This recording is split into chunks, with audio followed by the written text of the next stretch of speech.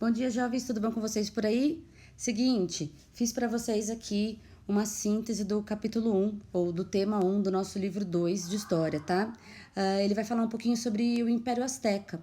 Tanto o capítulo 1 quanto o capítulo 2, a gente vai falar sobre as civilizações pré-colombianas, ou seja, civilizações que, na visão dos europeus, veio antes de Cristóvão Colombo, antes da chegada de Colombo aqui na América em 1492.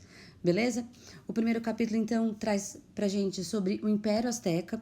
Trouxe aqui algumas informações para vocês, certo? A civilização azteca, ela se localiza onde hoje é o México, certo? Mas as principais evidências de onde ela existiu ficam realmente na cidade do México, que é a capital do país hoje, tá? Lá onde você encontra vários sítios arqueológicos com informações sobre essa grande civilização.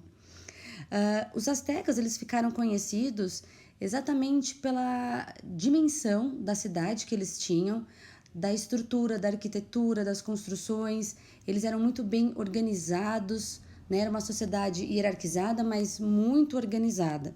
Vocês vão ver depois no livro, e a gente pode colocar algumas coisas lá no fórum, que a arquitetura para aquela época era assim muito à frente do tempo, né? As suas construções e como elas ficam, né? Como elas estão de pé até hoje.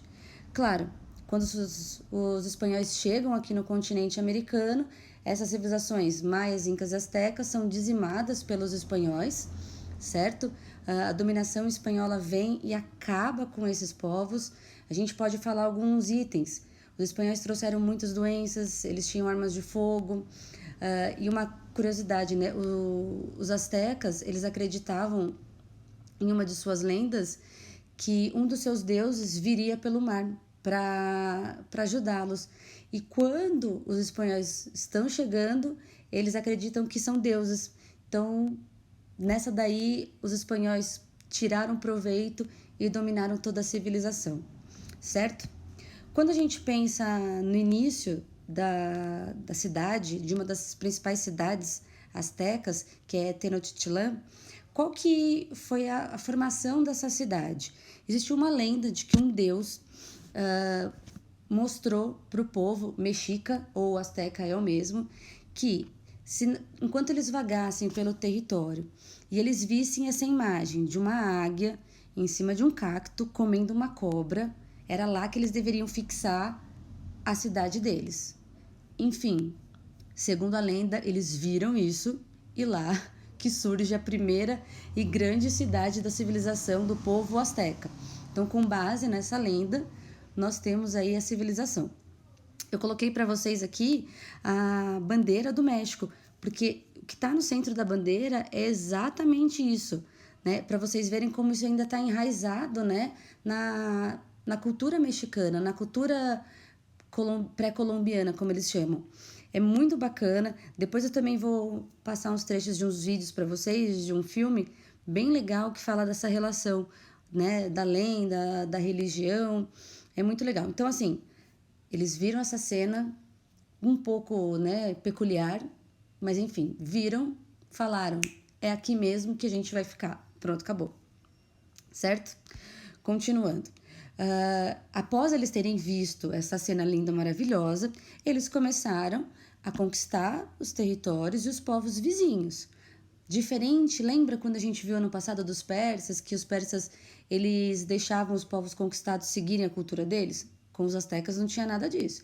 Eles conquistavam os povos e dominavam esses povos eram inseridos na cultura, na sociedade asteca. Por isso também que foi construído um grande império. São muitas e muitas conquistas ao longo dos anos, tá? Quando a gente pensa o porquê que a civilização asteca se tornou tão grande, uma grande característica, não só da civilização asteca, como os maias e os incas também, é a agricultura. A prática da agricultura sempre foi muito rica. Pensa, a gente está aqui, né, no continente americano, a diversidade de alimentos que a gente tem favoreceu muito para que a civilização asteca crescesse. Porque se você tem alimento, a população ela vive e vive mais. Se ela vive mais, ela vive melhor.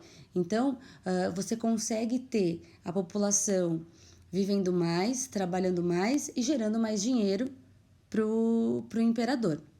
E uma característica, os astecas desses 3 povos, dos maias, incas e astecas, eles eram os únicos que usavam essa técnica aí que tem nessa imagem, que é a técnica de chinampas.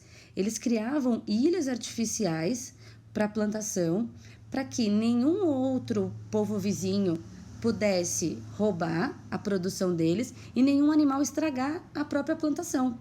Então os caras, eles já estavam muito à frente do esquema, né? Eles já tinham essa ideia de que quanto mais eu tenho, melhor para o meu povo. Se eu ofereço muito para o povo fica do meu lado. É a política da boa vizinhança, certo?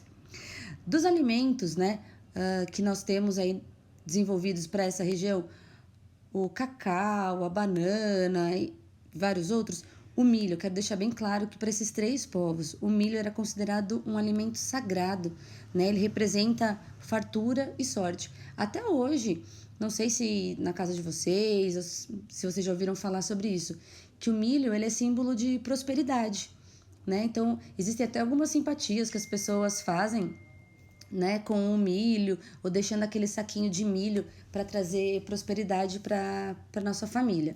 Mas enfim, essa questão do milho ela vem daí, tudo bem? Continuando, quando a gente pensa aí na cultura e na religião, os astecas eram politeístas, acreditavam em vários deuses, mas esses deuses eles remetiam elementos da natureza. Então era o deus sol, o deus da lua, deus da chuva, diferente daqueles deuses que a gente está acostumado a estudar, igual a gente viu no passado dos deuses gregos ou dos romanos, até mesmo dos egípcios. Então, para eles, essa relação de proteção com o meio ambiente também era muito importante, era muito forte, né? Essa ligação de que a natureza dá aquilo que eu preciso, então eu preciso preservar essa natureza. Claro, eles exploravam também, só que a visão deles de natureza era totalmente diferente do europeu que vai chegar e vai dizimar tudo, porque o interesse do espanhol é o ouro. E uma coisa interessante, desses 3 povos, maias, incas e astecas, os que mais faziam sacrifícios e sacrifícios humanos, sim, eles matavam as pessoas em homenagem aos deuses. Eram os astecas. E qual que era o esquema? Porque assim, você pensa, os caras iam lá, matavam uma pessoa e ofereciam para o deus? Também. Mas em algumas cerimônias, as pessoas se ofereciam para morrer em nome daquele deus. Para essas pessoas, isso representava a glória. Então, eles morriam literalmente por determinado deus. Essas cerimônias elas eram feitas num local aberto, né, principalmente nessa pirâmide, né, no Templo Maior. Era uma cerimônia que durava dias e dias, então haviam vários sacrifícios humanos, sacrifícios de outros animais, faziam oferendas para esses deuses, mas lembrando o seguinte, como isso faz parte da cultura deles, essa relação do sacrifício é uma coisa muito doida de a gente pensar hoje para a nossa sociedade. Claro, para as pessoas religiosas, às vezes a gente faz algum sacrifício na nossa vida. Eu vou ficar agora mesmo, né, nesse período da quaresma, para quem é católico. Às vezes as pessoas escolhem um alimento e falam, nessa quaresma eu não vou comer isso, né, vou fazer esse sacrifício porque Jesus se sacrificou por nós, enfim. Aqui nessa questão é um pouco mais forte, né? Eles realmente davam a vida por aquele Deus. Tudo bem? E depois eu tenho aqui, falando um pouquinho da organização social. Como qualquer outra civilização que a gente estudou até agora, era uma sociedade caracterizada por uma hierarquia no topo, né? Nas camadas superiores, você tem lá os governantes, os guerreiros, o imperador. E nas camadas mais baixas você tem os trabalhadores, os artesãos, os escravizados, os prisioneiros de guerra. Lembrando, quando a gente fala aqui em prisioneiros de guerra, você tem aquele mesmo esquema que a gente viu no ano passado. Conquistavam território, essas pessoas que viviam nesse território se tornavam escravas. Elas não conseguiam mudar de classe social. Uma vez escravo, prisioneiro de guerra, para sempre vai ser. Depois eu vou colocar também para vocês um trecho de um filme que chama Apocalipto. É muito bacana. que ele tenta mostrar um pouquinho alguns rituais e como funcionava a sociedade nessa época. Se eu não me engano, o filme ele relata trechos da sociedade maia, mas como essas sociedades elas eram muito parecidas, dá para a gente entender perfeitamente essa questão dos povos conquistados, né, e se tornarem prisioneiros de guerra. E falando em guerra, sim, eles eram ótimos nessa atividade. E por que eles eram ótimos? Além de conquistar território, as pessoas que se tornavam conquistadas, elas eram obrigadas a pagar tributos, impostos para o imperador. Então, quanto mais gente era conquistada, mais imposto o imperador ia ganhar. E para eles, quando você pensa não só na conquista de território, mas sim de pessoas, era símbolo de mais poder, tá? Então, para que essa sociedade asteca se mantesse muito firme e hierarquizada, as camadas superiores elas precisavam investir em guerra, em guerreiros, para que o pagamento desses impostos cada vez mais aumentasse. Então, assim, sabe aquele esqueminha? Né? No topo, a minoria muito rica e na base, a maioria mais pobre. E essa base que sustenta esse rico aí em cima, certo? Seguinte, essa apresentação aqui do Keynote eu vou deixar para vocês depois também disponível lá nas atividades, porque aí vocês podem fazer em formato de arquivo no Word ou PDF.